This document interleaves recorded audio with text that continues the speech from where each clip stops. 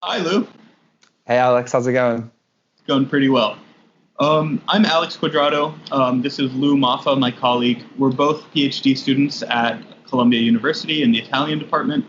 Lou is interested in mysticism, natural philosophy, and stars in Dante. I'm interested in religious orders, history, and how Dante tells the history of religious orders in the Divine Comedy. And so the canto we are going to talk about today is Paradise 22, which is perfect because it really brings together both of our interests. Yeah, there's a little bit of something for everybody. Yeah. And it's, I think Paradiso in general is less read and less, especially by amateur readers of Dante, it's kind of left by the wayside. And I think the Heaven of Saturn, which is where we are, even more so. Within Paradise, it's not a hit. It's not a hit region. It's not a top tourist region of Paradise the way maybe the Heaven of the Sun would be. Yeah, there's definitely less going on in Saturn. And I mean, in the sun, you have these kind of like dancing lights. In Jupiter, you have these like words, flying across the sky that then turn into an eagle. Saturn seems to, be a little bit more reserved and kind of detached, which, as far as kind of medieval astrological beliefs go, Saturn is the sort of ascetic kind of detached planet, which I think really sets the stage very well for it being the space in which monasticism and religious orders kind of come into play. Yeah, contemplation is at the core here. So the canto begins with, the previous canto ends with Peter Damian just giving an invective against cardinals. And at the beginning of Paradise 22, Dante is still sort of reeling from this conversation. His interaction with Peter Damian was very cold. And unlike, if we remember, Cacciaguida, who welcomes him with really an embrace, Peter Damian is kind of far from that. He rebukes Dante. He scolds him for asking impertinent questions. And Beatrice tells him to look around for someone else. And understandably, Dante isn't as excited about meeting a new person as he maybe has been in other parts of heaven. But then he meets Saint Benedict of Nursia, the founder of Western monasticism. And his conversation with Benedict is far milder than that with Peter Damian. And what do you think is in that just kind of the difference in affect almost between the conversation with Peter Damian and a conversation with Benedict? Well, I think, and this is where my thoughts on Dante's attempts to criticize and reform the Catholic Church come in. I think he uses Peter Damian as an opportunity to say two things. And this is in the previous canto, to say, you don't get to ask those questions. And we saw this also even before with the Eagle of Justice. And it's an opportunity to give a critique of the church. Benedict opens up that door further by inserting the monastic tradition into an overarching church tradition and pointing to the origins of each kind of corner of the church to point out, look, the original intentions were right. Our founders, Peter himself, Benedict, and Francis, they had their heads screwed on straight. The problem is mankind has a tendency to, the mortal flesh has a tendency to fall away from that. And I guess we can read a part of Canto that talks precisely about that. I'm looking at lines 88, starting at line 88. Pier cominciò Sansoro e Sansargento, e io con orazione e con digiuno, e Francesco umilmente il suo convento. E se guardi il principio di ciascuno, poscia riguardi là dove è trascorso, tu vederai del bianco fatto bruno. So Peter began without gold or silver. I, Benedict, began with prayer and fasting. Francis humbly began his convent. And if you look at the beginning of each one of these, and then you look again to where it has strayed, you will see how the white became brown. Mm-hmm. And so I'm fascinated by these lines, in part because of what they do for the history of monastic orders and the history of religious organization, as seen by Dante. He really sees these three founders as major starting points. Peter for the church itself, Benedict for the monastic tradition, and Francis for the mendicant fraternal tradition. Mm. And I mean, these three lines are so, I mean, I find it so fascinating throughout Paradiso, the way that Dante manages to sort of, right, I mean, he sets the kind of the plot of the Cantica itself in sort of the heavens, and right, and so each planet gets its own, couple of canti, and Dante sort of weaves the narrative into them. And it just fascinates me every time the way that the sort of nature of the planets as, right, medieval astronomy and astrology would have seen them finds expression in the way that Dante puts characters into each of the heavens. So, I mean, even here, like sans oro, sans argento, orazione digiuno, umilmente, and convento are all words that, strikingly would characterize the heaven of Saturn from a more sort of popular position. I mean, the same way that the heaven of Mercury, for example, features a canto that is all speech, right? And Mercury is kind of the planet of spoken word and of speech. Saturn is again the planet of, humility and asceticism. So I think these lines are really a sort of emblematic part of the canto that speak to both of our interests really well. That's what you're describing is fascinating, because all of them together represent kind of the popular imagination of what Saturn is. But then if we read each line by line, it's a commentary on what each ecclesiastical institution no longer does right. So Peter began without gold and silver, but look at the church now. It's wealthy. And he talks about this in all over the Commedia, but most notably in Inferno 19, and then again in Paradise 27. I began with prayer and fasting, and then in the same canto, he outlines how monks today, in Dante's time, aren't doing the prayer and fasting they're supposed to be doing.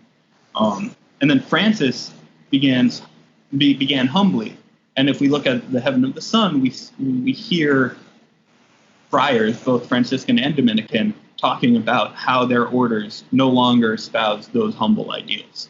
Yeah, and I just think, so it just moving forward, I think the next part of this canto that really strikes me is sort of the transition, right? So following this section on the monastic orders and this sort of, recuperation of history, we move into, right, the plot sort of starts moving forward, and we have a transition here from the heaven of Saturn to the heaven of the fixed stars.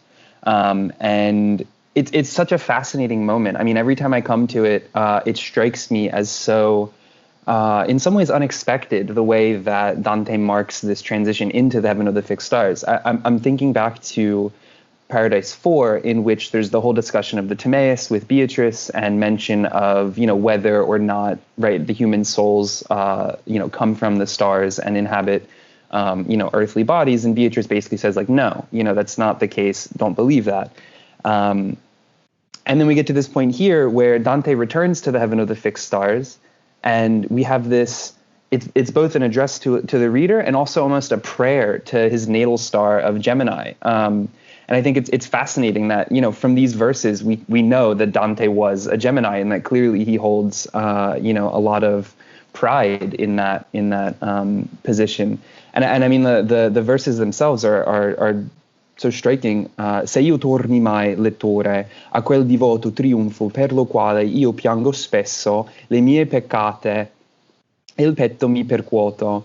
tu non avresti intanto tratto e messo nel fuoco il dito, in quanto io vidi il segno che segue il Tauro e fui dentro da esso.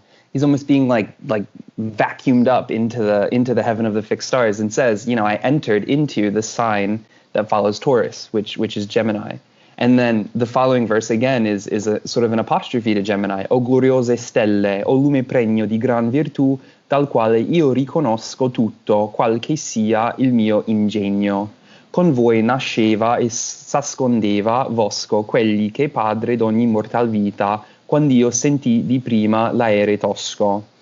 So this is amazing. He was the first, well, not the first, because Paul did it, but Dante is traveling through heaven, and he is seeing all these things for the very first time, and that's part of the drama of Paradise. It's kind of this travel narrative, right? Like, he's describing things that no medieval human can claim to have seen, except for the occasional mystic.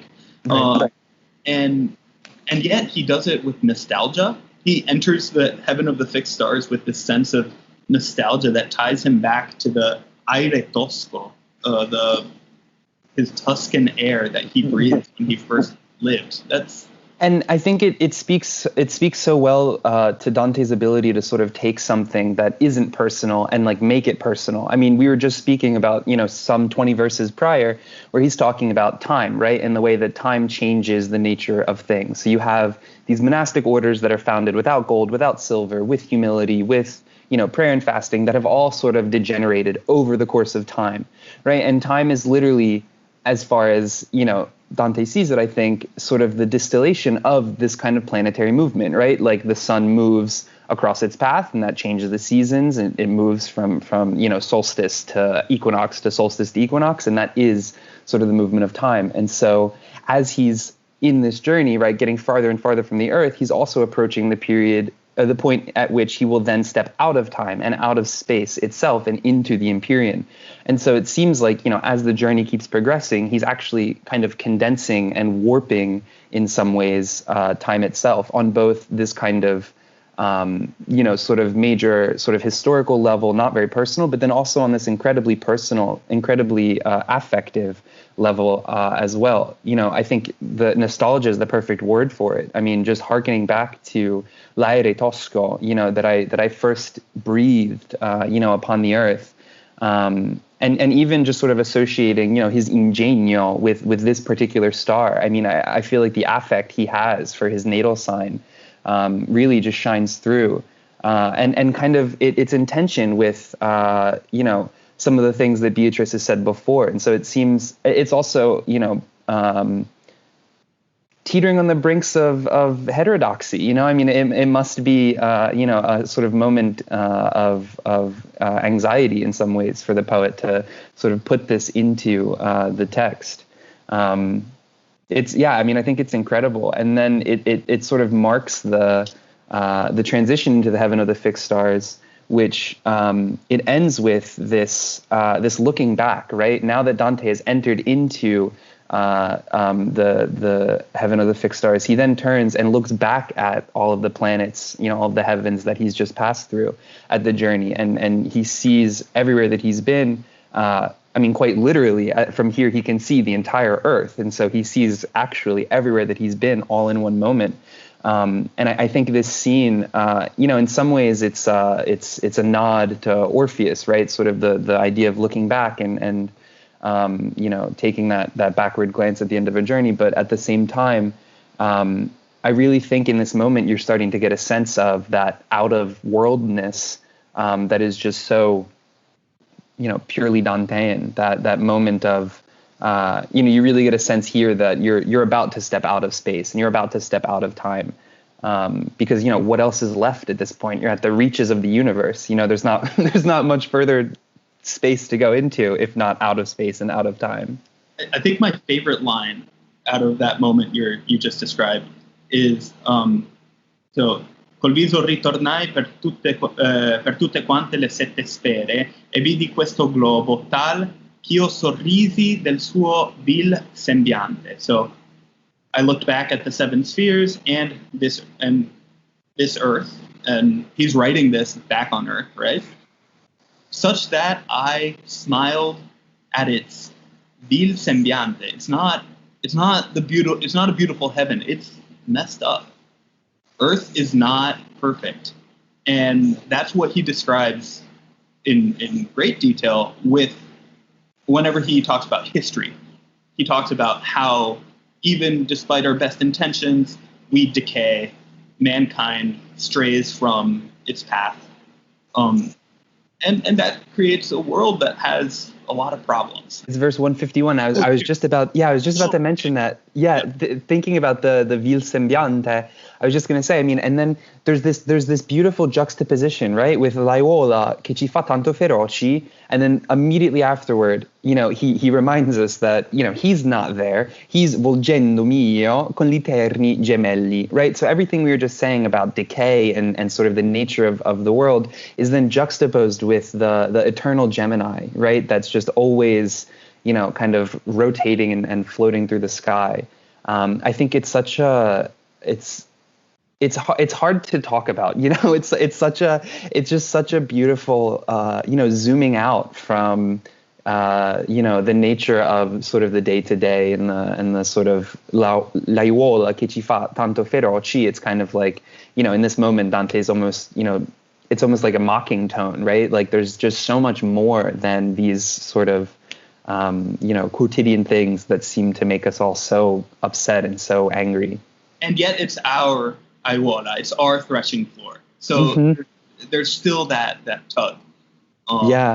And so, I mean, we've kind of reached the end of the canto, but I'm just wondering, Alex, what is the thing from this canto that you see, most resonant with the world today, or what draws you back to reread this canto? There's definitely throughout Paradiso all these, especially religious figures, that come down and say, look, back in my day we did things right, and now people have messed this up. And I think one thing that Benedict does is he points to the human nature of straying from the path. And unlike Peter in Paradise 27, who just really rails against his successor popes, Benedict, but I think by pointing out that it is human nature to decay and to mess up, he, in a way, accepts it a little more. And I find that I'm just thinking of, I think we all want to be better in everything we do, but we're also going to mess up in everything we do. And I think carving out space to acknowledge that humans are going to err and that it is in our human nature to err, rather than this hard line, like in Benedict's case, it would be like religious purity. In our modern day, it could be some ideological purity or some, but also religious purity in today's culture. So I think that carving out of a space that says, look, this is in our human nature to stray from the path we would like. It's a little comforting, I think. I think so. And I think for me, I mean, I think that's so beautifully put, and I really like that. And I think the really, I think there's always so many layers to Dante, and I think the sort of comforting aspect of that is, right, these are sort of monastic figures who, again, strive for religious purity, who remind us, right, that to err is to be human. And at the same time, literally Dante is ever ascending, in the midst of this. So, and then again, it ends with "Poscia rivolsi gli occhi agli occhi belli," right? And that's what draws him forth in the end anyway. Great. This has been wonderful, Lou. Thank you. Yeah, this is so much fun. Thanks for having me, Alex. I really enjoyed discussing this canto with you. Yeah, and I hope to continue doing so in the future. Absolutely. Absolutely. All right. Bye, Lou. See you later.